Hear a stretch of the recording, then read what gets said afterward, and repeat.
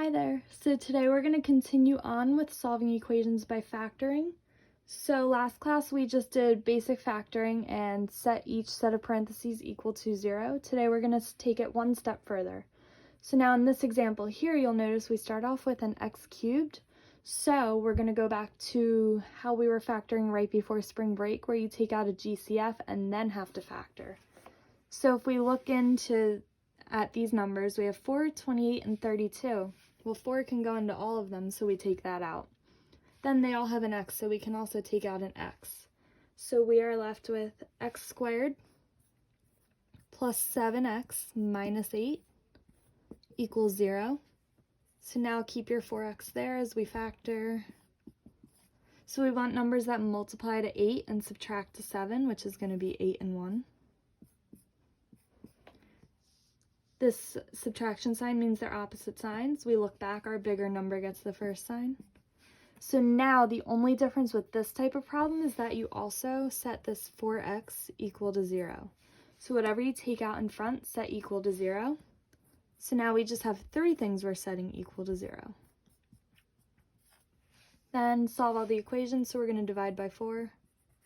So x equals 0, subtract 8.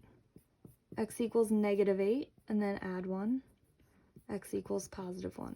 So now we have 3 answers for this one instead of just 2.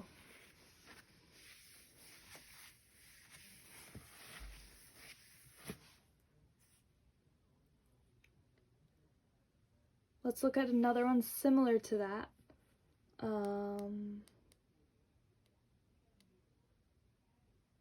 Okay, let's look at 2x squared minus 12x minus 80 equals 0. So 2, 12, and 80, can anything go into all 3 of them? 2 can.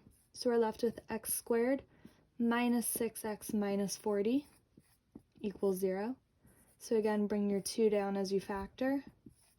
So we want numbers that multiply to 40 and subtract to 6. It is 10 and 4.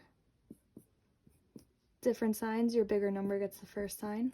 But now, since we don't have an x in front, 2 can't equal 0. So that's just not an answer.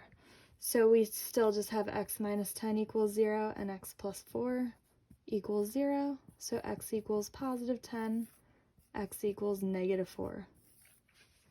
So it's only when you pull out an x that you're going to have that extra, like x equals 0. Let's look at one more. We have 20x squared minus 5 equals 0. So since it's 2 terms, you might be thinking that it's difference of 2 squares, but they don't look like perfect squares. But wait, 5 can go into both of them. So we're going to pull 5 out in front. We're left with 4x squared minus 1 equals 0. So bring your 5 down as you factor. Now it is 2 perfect squares, so the square root of 4x squared is just 2x. Square root of 1 is 1. 1's plus, 1's minus. And now, again, 5 cannot equal 0, so that's not an answer. 2x plus 1 equals 0, and 2x minus 1 equals 0. And now just solve the equations. Subtract 1. 2x equals negative 1, so x equals negative 1/2. Then over here we're going to add 1. So we get 2x equals 1, so x equals 1/2.